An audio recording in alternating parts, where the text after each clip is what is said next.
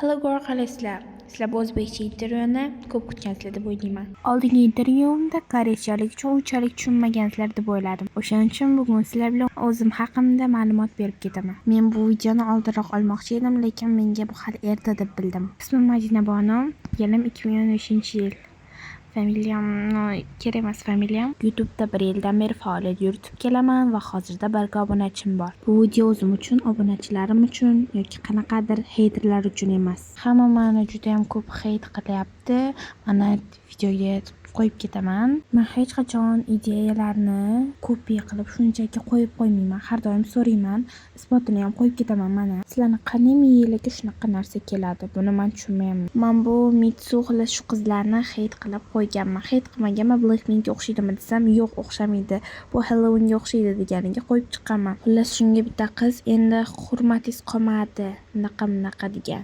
Aslida u meni obunachim, lekin endi hurmatingiz qolmadi, endi kanal xullas nima deganini o'zingiz o'qib olasizlar. Men tepada ham yozib qoldirman, hali ham turibdi.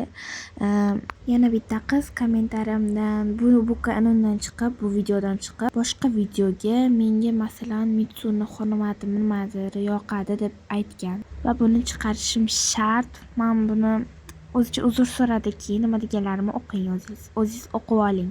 Yavushoga men buni qaranglar endi. Tomi ketib qolgan. O'zi gapirib, agar shunaqa degandan keyin "Oh sorry, nima bu endi duxdami? Bu duxi menimcha o'zicha vagonli qilib endi anaqa qilayotgandi.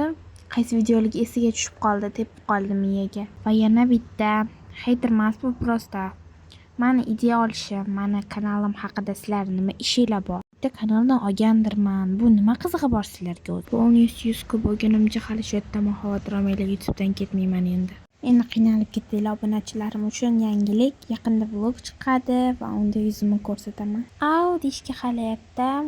Agar ruxsat berishsa, ruxsat berish aniq-ku. Oyimga YouTube kanal ochishga so'raganimda meni yuzimni ko'rsatib oladi deb o'ylagandi. Shuning uchun ruxsat berishi aniq deyapman. Va bay deyman, lekin oldingi videoyimda dashi hanbon kamsomnida, yormomodo sanamnida.